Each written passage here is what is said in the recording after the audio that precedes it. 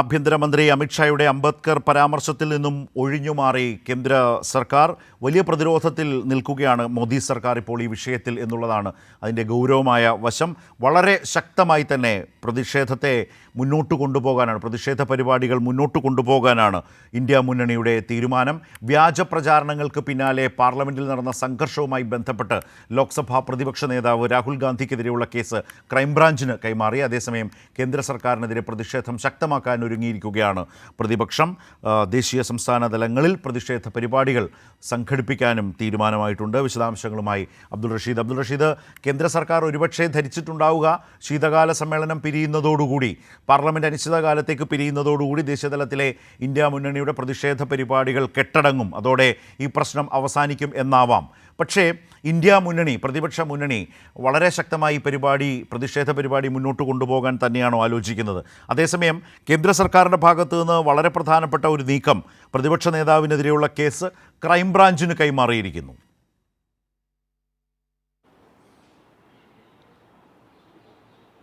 ശരത്ത്, തീർച്ചയായും അങ്ങനെ തന്നെയാണ്. സംഘപരിവാറിന് ദളിത് പിന്നോക്ക വിഭാഗങ്ങൾക്കെതിരെയുള്ള വിരുദ്ധതയ്ക്കെതിരെ രാജ്യമെമ്പാടും പ്രതിഷേധത്തിന് തിരികൊളുത്തിക്കൊണ്ടാണ് കഴിഞ്ഞ ദിവസം പാർലമെൻറ്റ് പിരിഞ്ഞത്.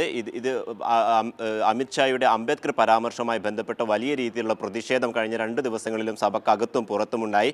ഇതേ തുടർന്നുള്ള നൂലാമാലകളും കേസുകളും ഇതുവരെയും ഒഴിഞ്ഞിട്ടില്ല എന്നതാണ് യാഥാർത്ഥ്യം. അതേസമയം അമിത്ഷായുടെ പരാമർശത്തിൽ നിന്നും ഒഴിഞ്ഞു മാറാനുള്ള ശ്രമമാണ് കേന്ദ്ര സർക്കാരും മോദിയും ശ്രമിച്ചുകൊണ്ടിരിക്കുന്നത്.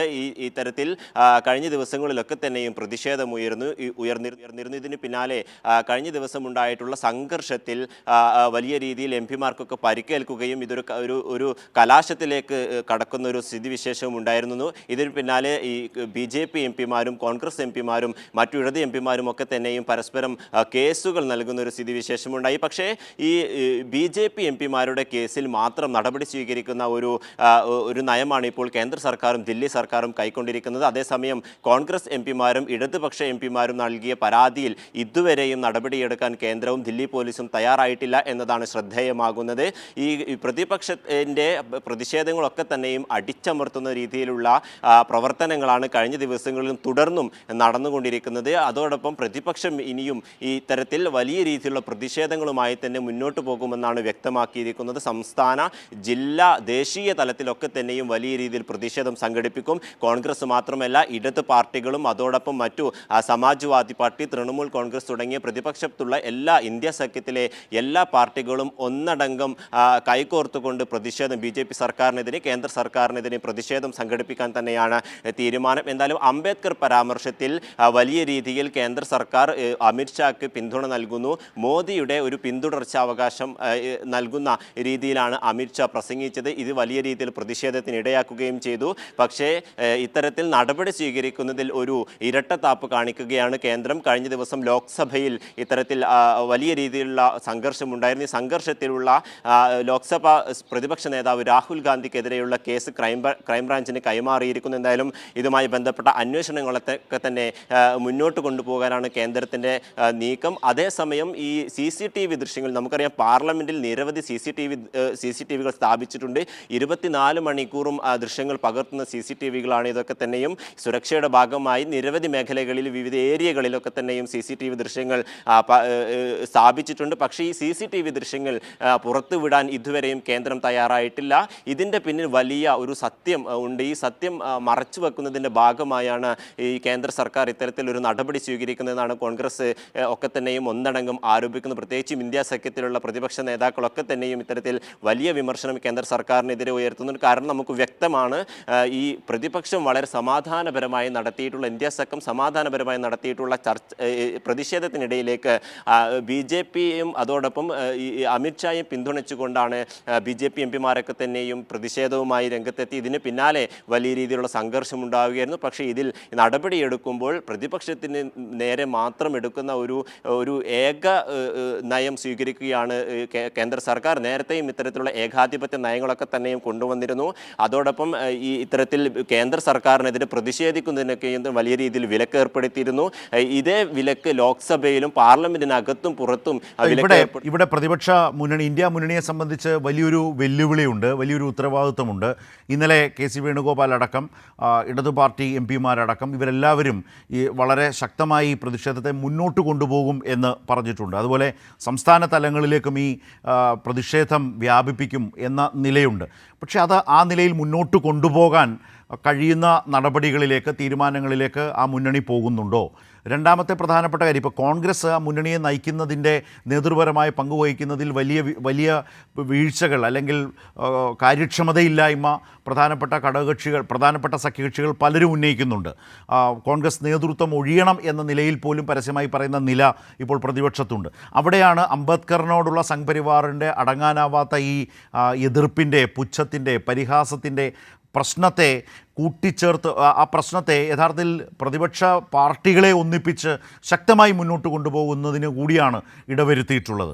അതുകൊണ്ട് തന്നെ ആ നിലയിൽ സംസ്ഥാനങ്ങളിലേക്ക് പ്രതിഷേധത്തെ വ്യാപിപ്പിക്കാൻ, സംഘടിപ്പിക്കാൻ ദേശീയതലത്തിൽ ആലോചനയുണ്ടോ? അത് സാധ്യമാണോ?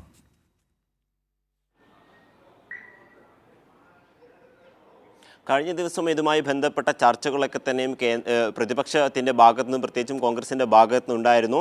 വരും ദിവസങ്ങളിലും ഇത്തരത്തിൽ സംസ്ഥാന തലത്തിലും ദേശീയ തലത്തിലും ഒപ്പം ജില്ലാ ബ്ലോക്ക് തലത്തിലൊക്കെ തന്നെയും ഇത്തരത്തിൽ പ്രതിപക്ഷം പ്രതിഷേധം സംഘടിപ്പിക്കുമെന്ന് തന്നെയാണ് അറിയിച്ചിട്ടുള്ളത്. പക്ഷേ ശരത്ത് സൂചിപ്പിച്ചതുപോലെ തന്നെ പ്രതിപക്ഷ ഭാഗത്തുള്ള എല്ലാ പാർട്ടികളെയും അണിനിരത്തുന്നതിൽ കോൺഗ്രസിന് വലിയ അപാകത പലപ്പോഴും വന്നിട്ടുണ്ട്. മുമ്പ് നമ്മൾ ഇത്തരത്തിലുള്ള സംഭവങ്ങൾ കണ്ടതാണ്.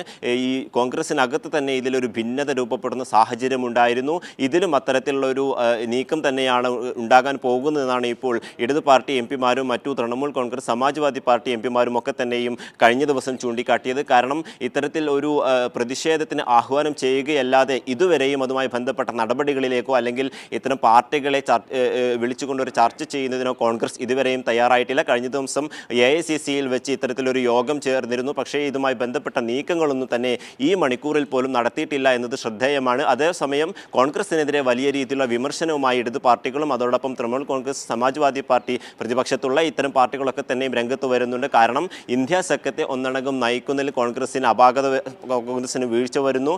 അതേസമയം ഇത്തരത്തിലുള്ള പ്രതിഷേധങ്ങൾക്കൊക്കെ തന്നെയും ഒരു അയവ് വരുന്ന രീതിയിലേക്ക് കോൺഗ്രസ് നയിക്കുന്നു. മറ്റു പാർട്ടികളൊക്കെ തന്നെയും പ്രതിഷേധവുമായി മുന്നോട്ട് വരുമ്പോൾ കോൺഗ്രസ് അതിന് ഒരു ഊർജം നൽകാൻ അല്ലെങ്കിൽ മുന്നോട്ട് വെക്കാനുള്ള ഒരു തയ്യാറെടുപ്പ് കാണിക്കുന്നില്ല എന്ന തരത്തിലുള്ള രൂക്ഷമായ വിമർശനങ്ങളൊക്കെ തന്നെയും മറ്റു പാർട്ടികളും ഉന്നയിക്കുന്നുണ്ട്. എന്തായാലും ശക്തമായ പ്രതിഷേധം തുടരുമെന്ന് തന്നെയാണ് ഇന്ത്യ സഖ്യത്തിലെ MP മാരൊക്കെ തന്നെയും അറിയിച്ചിട്ടുള്ളത്. റഷീദാണ് വിശദാംശങ്ങൾ നൽകിയത്. അതിൻ്റെ മറ്റൊരു ഭാഗം നേരത്തെ റഷീദ് സൂചിപ്പിച്ചു. ഇപ്പോൾ ക്രൈംബ്രാഞ്ച് രാഹുൽ ഗാന്ധിക്കെതിരായി വന്നിട്ടുള്ള പരാതി ക്രൈംബ്രാഞ്ച് അന്വേഷിക്കും എന്ന നിലയാണ്.